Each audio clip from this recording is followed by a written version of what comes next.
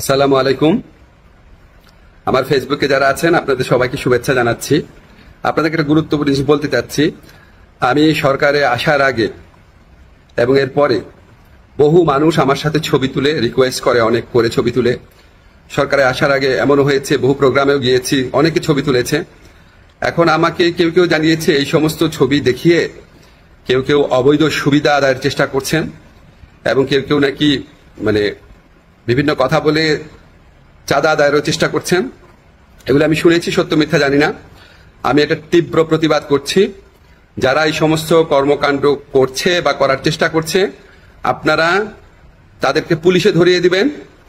কোনো অবস্থাতেই, কোনো কারণেই আমার কথা বলে কোনো কারণে কেউ যদি কোনো রকম চাঁদা আদায়ের বা অবৈধ সুবিধা আদায়ের চেষ্টা করে, আপনারা তাদেরকে পুলিশে ধরিয়ে দিবেন, মামলা করবেন। মামলার কপি আমার ফেসবুকে পাঠিয়ে দিবেন, আমার যে ফ্রেন্ডের পেজ আছে সেখানে পাঠিয়ে দিবেন এবং অবশ্যই আমি চেষ্টা করব এটার বিরুদ্ধে ব্যবস্থা নেওয়ার জন্য। আমি বা আমার সরকারের কেউ কোনো রকম অবৈধ কাজের প্রশ্রয় দিবে না। এই সমস্ত কাজ যারা করার চেষ্টা করছেন বা করছেন তাদেরকে আমি কঠোর হুঁশিয়ারি জানাচ্ছি। বাংলাদেশের মানুষের সাথে কোনো রকম অন্যায় করবেন না, আমাদের কারো নাম ব্যবহার করবেন না, আমাদের নামে কোনো রকম চাঁদাবাজি, অবৈধ সুবিধা আদায়, কাউকে কোনো রকম হুমকি দেওয়া, এইসব থেকে বিরত থাকবেন।